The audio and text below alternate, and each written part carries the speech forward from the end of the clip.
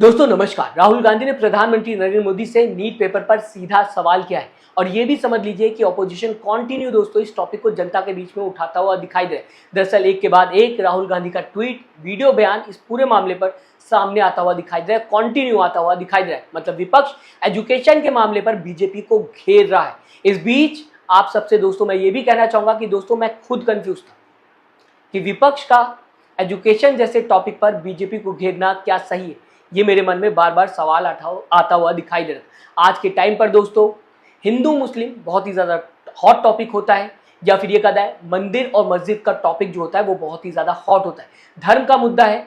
ऐसे में मीडिया और लोग भी ऐसे ठंडे टॉपिक को ध्यान नहीं देना चाहते। मगर फिर याद आया दोस्तों मुझे कि ये पार्टी की विचारधारा है, पार्टी की सोच है। जैसे कि बीजेपी के लिए धर्म की राजनीति सबसे ज़्यादा इंपॉर्टेंट है, वो उसको हमेशा हाईलाइट करती है, वैसे ही विपक्ष के नेताओं के लिए एजुकेशन, उनको सच और नॉलेज की इंपॉर्टेंस पता है। इस वजह से इस टॉपिक को विपक्ष लगातार उठाता हुआ दिखाई दे रहा है। दोस्तों 22 लाख से ज़्यादा बच्चों का सपना, उनके सालों की मेहनत एक बार में कागज के तरह जलकर खाक हो गई।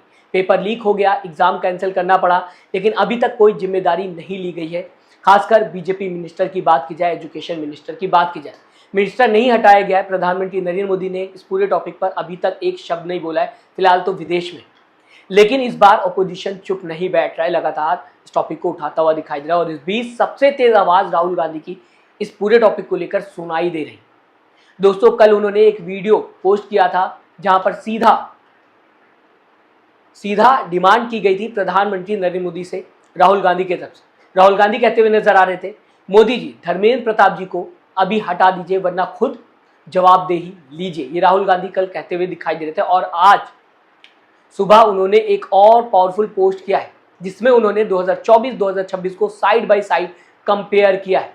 ये ट्वीट दोस्तों लगातार सोशल मीडिया पर चर्चा का विषय बना हुआ है, वायरल होता हुआ दिखाई दे रहा है, जहां पर लोग इसे लेकर कई तरह की बातें कर रहे हैं। फिलहाल आपके सामने ये ट्वीट रखना चाहूंगा, पढ़ के बताना चाहूंगा राहुल गांधी क्या कुछ कहते हुए नजर आए, और मैं चाहूंगा आप इस ट्वीट को किस तरीके से देखते हैं, समझने के बाद अपनी राय जरूर दीजिएगा। राहुल गांधी का ये ट्वीट दोस्तों आपके स्क्रीन के सामने। राहुल गांधी लिखते हुए दिखाई दिए, नीट 2024 पेपर लीक हुआ, एग्जाम रद्द नहीं हुआ, मिनिस्टर ने इस्तीफा नहीं दिया, सीबीआई ने जांच बैठाई, एक कम्युनिटी बनी।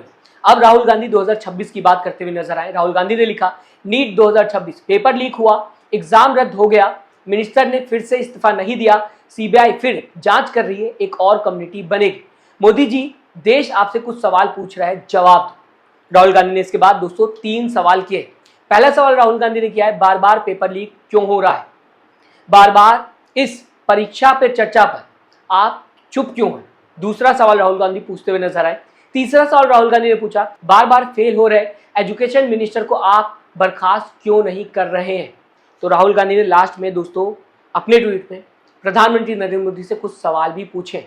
दोस्तों कांग्रेस इसलिए इतना एक्टिव है क्योंकि कांग्रेस की पॉलिटिक्स धर्म की पॉलिटिक्स है ही नहीं, ये कांग्रेस का ही टॉपिक है। ये विपक्ष का कोर फील्ड कहा जा सकता है, जहां बीजेपी के पास रिप्लाई में कुछ भी नहीं है और फिर घुमा फिराकर धर्म की बात होने लगेगी, धर्म की बात पर देश को लाने की कोशिश की जाएगी। और इसके लिए थैंक्स टू आवर गोदी मीडिया चैनल, गोदी मीडिया पत्रकार। फिलहाल बैक टू टॉपिक दोस्तों राहुल गांधी ने प्रधानमंत्री नरेंद्र मोदी से सीधा सवाल पूछा है जिसका जवाब वो मांगते हुए नजर आ रहे हैं। और सिर्फ राहुल गांधी नहीं दोस्तों, पूरा ऑपोजिशन इस मुद्दे पर एक हो गया है। संजय सिंह ने नीट पर सवाल किया है, उनकी भी वीडियो सामने आते हुए दिखाई दी, उनके भी सवाल सामने आते हुए दिखाई दिए। साथ ही साथ जॉब जैसे मुद्दे पर भी संजय सिंह सरकार को घेर रहे हैं। साथ ही साथ दोस्तों इसके बाद की जाए, कांग्रेस, आईवाईसी और दूसरे नेता सड़कों पर उतर गए हैं। इंडियन यूथ कांग्रेस ने भी धर्मेंद्र प्रताप के घर के बाहर प्रोटेस्ट किया। इतना ही नहीं दोस्तों, कई स्टेट में स्टूडेंट भी प्रोटेस्ट करते हुए दिखाई दे। कुल मिलाकर लोग पूछ रहे हैं, हर साल यही ड्रामा क्यों होता हुआ बीजेपी सरकार के अंदर दिखाई दे रहा है। पूछ तो ये भी रहे हैं दोस्तों कि बार बार पेपर लीक हो जाता है मगर फिर भी मिनिस्टर की कुर्सी लीक नहीं होती, ये क्या लीक प्रूफ है। मतलब कि बार बार पेपर लीक देखने को मिल रहा है, लेकिन जिस मिनिस्टर के अंडर ये पेपर लीक हो रहा है वो मिनिस्टर हटाए नहीं जा रहे। ये सवाल उठता हुआ दिखाई दे रहा है, जो मिनिस्टर साहब हट नहीं रहे, इतनी ज़्यादा क्या स्ट्रांग है मिनिस्टर साहब की कुर्सी कि उनको हटाया नहीं जा सकता, तरीके से तंज कसते हुए लोग नजर आ रहे हैं। दोस्तों ये 22 लाख बच्चों के बारे में एक बार सोचिएगा, इनके ऊपर क्या बीत रही है। दिन रात एक करके पढ़ना, एक कमरे में पूरा दिन सिर्फ किताबों के साथ बैठना कितना मुश्किल है, कहीं और ध्यान नहीं देना, दूसरी तरफ कोचिंग इंस्टीट्यूट में सालों की मेहनत, फैमिली का सपना, मगर इस मेहनत का फल क्या मिला? पूरी तरीके से इस टॉपिक को इग्नोर कर दिया गया।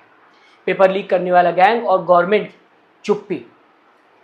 मीडिया और नेता फिर से धर्म की बात पर आ जाएंगे, धर्म बचाने के मुद्दे पर देश को बताने की कोशिश करेंगे कि हम काम कर रहे हैं, और देश की मीडिया इस नीट के टॉपिक को फर्जी बताने की कोशिश करेगी, सरकार से सवाल नहीं करेगी, कोई जिम्मेदारी नहीं लेगा।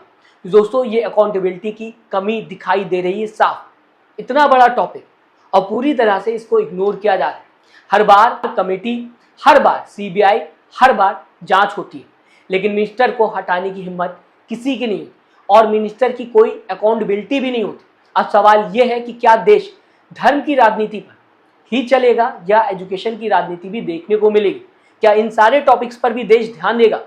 विपक्ष के इस सवाल को बड़ा मीडिया उठाएगा? ये भी बहुत बड़ा सवाल है दोस्तों, क्योंकि मीडिया का काम होता है इमेज बिल्डिंग का। जिस तरीके से मीडिया पिछले कई सालों से एक पाले में जाकर बैठ गई है, मीडिया जब तक निष्पक्ष नहीं होगी तब तक कुछ भी देश का भला होने वाला नहीं है। इस वजह से ये भी बहुत बड़ा सवाल है कि क्या मीडिया ऐसे टॉपिक को उठाएगी? देश की बड़े मीडिया की मैं बात कर रहा हूँ, क्योंकि हम ऑनेस्टी से काम करते हैं, लेकिन हमारी आवाज़ ज़्यादा दूर तक नहीं जाती। लेकिन मेन स्ट्रीम मीडिया की बात की जाए, उसकी आवाज़ दूर तक जाती है, वो भले ही झूठ बोले, लोगों को सच नज़र आता है। या ये समझ लिया जाए कि आज के दौर में दोस्तों शिक्षा की कोई भी वैल्यू नहीं है। अगर इन सारे सवालों का जवाब कोई नहीं दे पा रहा तो ये मानना बहुत ही नॉर्मल सी बात होगी कि आज के दौर में जहाँ पर सिर्फ धर्म की राजनीति चल रही है, वहाँ पर शिक्षा की कोई भी वैल्यू नहीं। ऐसे टॉपिक को ठंडे बस्ते में डाल दिया जाता है कुछ दिन बाद, और फिर से जनता को बताने की कोशिश की जाती है कि हम धर्म को बचा रहे हैं। फिलहाल इस पूरी खबर को आप किस तरीके से देखते हैं, मैं चाहूँगा अपनी राय दोस्तों कमेंट बॉक्स में ज़रूर लिखिएगा। साथ ही साथ चैनल को सब्सक्राइब और वीडियो को लाइक करना मत भूलिएगा दोस्तों। अपना ख्याल रखिएगा। नमस्कार।